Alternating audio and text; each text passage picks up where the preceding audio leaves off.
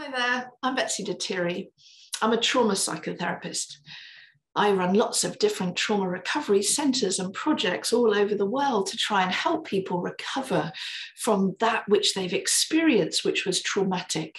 And today I'm just going to spend 10 minutes just trying to roughly cover a few top tips for how to support people, particularly seeking refuge from war, particularly those people that right now are coming to our nations in order to seek refuge. So a couple of top tips. Let me start by thinking about trauma. What is trauma?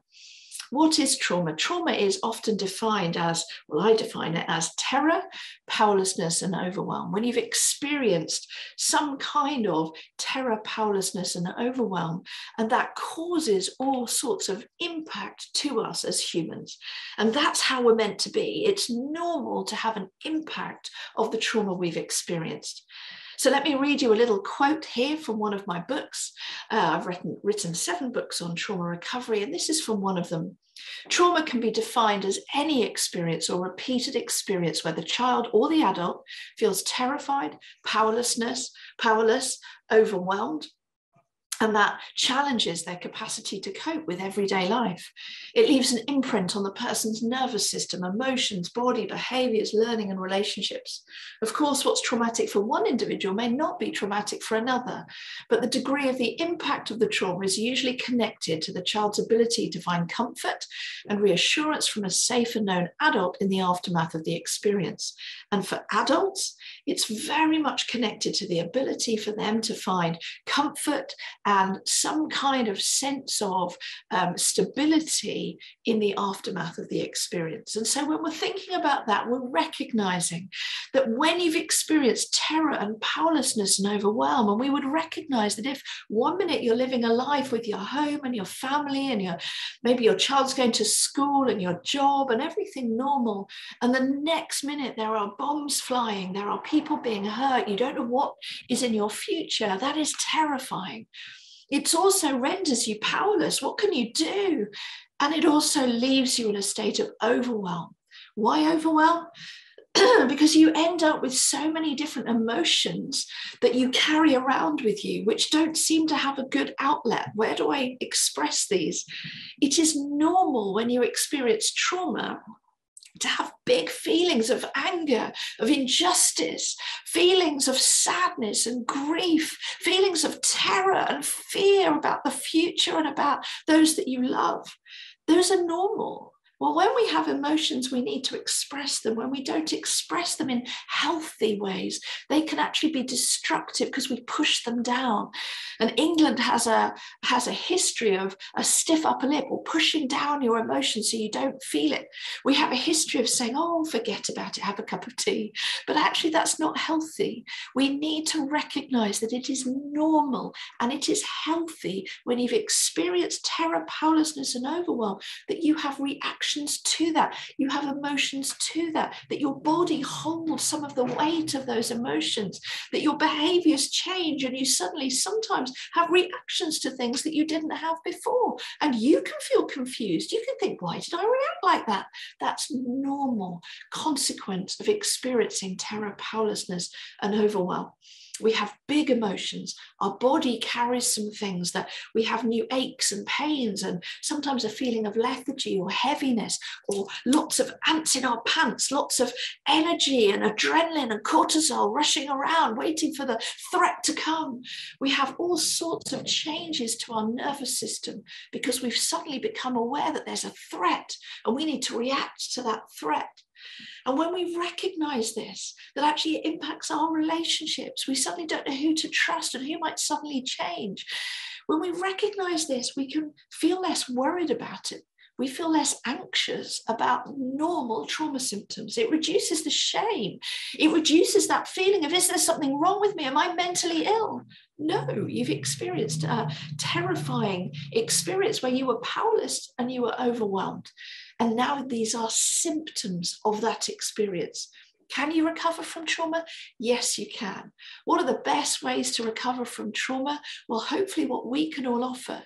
One of the best things is, as it says in this definition, if somebody has experienced terror, powerlessness, and overwhelm, but they have somebody around them who can offer an empathetic listening ear, not trying to fix it, not trying to sort it out, not shutting them up and butting in with our own stories of trauma, but really listening with our body language, with our facial reaction, with a genuine sense of care. But as we're listening, it's helpful if we stand in their shoes, because that gives us empathy, and that empathy is an emotional connection to the other person. When somebody's been traumatized, they do not want to be pitied or condescended to. They want us to respect them as survivors of that which is hard to survive. And when we respect them and we're empathetic and we stand in their shoes, which of course takes courage. Who wants to stand in the shoe of somebody who's experienced trauma? Because it costs. We can feel the pain that they might be feeling as we begin to imagine what it could be like to run for your life, to have to cross into another nation, to worry for your children, to worry for the men you've left behind. What would that feel like? For most of us, that's hard. That pays a cost, doesn't it? As we have to imagine that for ourselves. But as we do that, we find that we're naturally more genuine. We naturally more respect them. We naturally more are able to reach out and listen, so that they're able to express some of what they're feeling. They don't want to talk about what happened. Rarely does somebody want to start at the beginning of the story and end the story. A lot of trauma is unspeakable. It doesn't have words. In fact, the very part of the brain that's responsible for speech and language, the Broca's area, which is in this frontal area, the frontal lobe, which is responsible for reflection and thinking and being reasonable and rational, often there's not much neural activity there because the brain is overwhelmed with trying to survive the threat. And while it's obvious that if they've moved country, they're now not threatened, is it obvious? They're still trying to work out, how does life work here? What about long term? Will they be going back? What about their loved ones? What about their home? What about all these practical details? And that means that actually this part of the brain, the prefrontal cortex, their thinking brain, often isn't working that well, because all of their brain is preoccupied with still trying to survive, which means they're often not able to reflect or to think or be mindful or meditate or do that stuff. It's hard for them because they're reacting. You might find that there might be the slightest noise or a siren going past them and they're jumpy and they're startled easily because they're waiting for the next threat. Not that they want to, but they are automatically doing that. I'm sure you know what it's like to be like that in the aftermath of a terrifying maybe car crash. Every siren that goes past, you feel differently about it. You're jumpy, you're nervous, you're wondering what's happening. You can picture some bad things. And it's the same for anyone that's experienced trauma. It impacts their nervous system. It leaves them often in a fight or flight state. It can make them agitated and jumpy. There's lots of cortisol and adrenaline pumping around their body, giving them enough energy to fight the bear, except there isn't a bear. They can have big, strong emotions that really need an outlet. They can be nervous about relationships and who it's worth loving if they might lose them. Their behaviors can surprise themselves. Why was I defensive? Why was I jumpy? Why did I feel sad? Why did I cry? There's all sorts of different normal reactions. They're not mentally ill. This is a normal reaction to an adverse situation. I'm sure you recognize that collective trauma, this is a little quote around collective trauma that helps us think about trauma that's been shared by others. Collective and community trauma is a reaction to an event or a period of time where people share a traumatic experience whilst feeling terror, powerlessness, and overwhelm. Whilst the collective trauma may be shared, the people will have varied experiences of it and will respond to these experiences differently depending on their own personal backgrounds and current context. And so we recognize that everybody's going to respond differently. If we think about the impact of trauma, I've already explained it's on their emotions, big emotions for all of us when we've been through trauma. And they can be a little bit eruptive unless we make space to not push them down, but allow them to come out appropriately with some crying or with some just frustration or with some going on a run with them and going, oh, frustrating this is, helping them find ways to express some of their sadness, frustration, and all the other emotions. It impacts their sleep. Often there's nightmares. So we need to be mindful about how to help them with their sleep. Do they need a hot drink? Do they need a bath? Do they need, do they need some short-term medication like Nytol to help them sleep while they just settle into a whole new life that they weren't planning? It impacts their relationships. For many of them, they'll be thinking of who they've left behind or who they've lost. And grief is another thing. And I have a little film on grief and the psychological shock of grief on my YouTube, if that is helpful.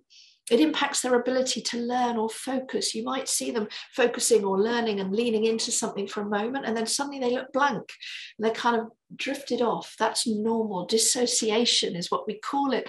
And there's a whole different degree of dissociation, but dissociation is a normal way of, I can't think all the time. I can't focus. I can't concentrate because my mind keeps flicking back to the past events. It impacts on future plans and past memories. It also impacts on their identity and a sense of who they are without the nation that they love. It also impacts on their fear of death or their beliefs around death. I'm just going to go straight on to having a very quick think about fear. When you've experienced fear in a shocking way, where you are terrified and powerless, there are all sorts of normal reactions to that. And there are changes really in the brain. And I think if we can understand this, it can help us not be so surprised. I've already explained that this is the prefrontal cortex, the front brain, if you like. And that tends to have less activity in it when somebody is terrified, because what happens is the brainstem, that first part of the brain, which is formed at birth, that does all the automatic stuff, it's that part that takes over and says, survive, survive, survive, survive. And that causes our middle brain, our limbic brain that's got the fear center in it, to react with danger, we've alerted danger, that causes cortisol and adrenaline to pump around our bodies. And that causes us to have immediate reactions rather than responses. So people can get really embarrassed about how they react. They can feel really stupid about what they said because they're not so in control of what they're saying, because their brain is in that fight, flight, freeze response. And if they're fighting and they're fidgety and they're hyper aroused because they're all very hyper vigilant and stressed, then that's because they're so nervous, and they need us to listen, to care, to be very practical, to think about what is it that we can do to help you feel safer. Is it that there's a train station near you? Is there a siren going past? Is it the noise of the telly? Is it the news that's disturbing you? Should we hide the newspapers? Is there some calming music? Are there some nice smells and nice candles that we could have for you? Is there something that can help you feel a little safer so you're not stuck in that primitive brain? And then we're thinking about how can we help their prefrontal cortex begin to come back online and have neural activity? How can we help them begin to reflect on little things, not the whole thing, not on, so what are you going to do next? What are your plans? What was the worst thing you saw? No. We don't do that. We're person-led. We let the person talk and we listen, and we only ask very gentle questions. We don't want to interrogate them. We don't want their political views, because all of that stresses them and can cause them to have reactions that they don't want either. So fear causes that. I just want to leave you with one final little picture. If you knew that relationships are the main way to recover from trauma, when we're able to offer emotional safety, people begin to recover from trauma. I hope that's helpful. Bye.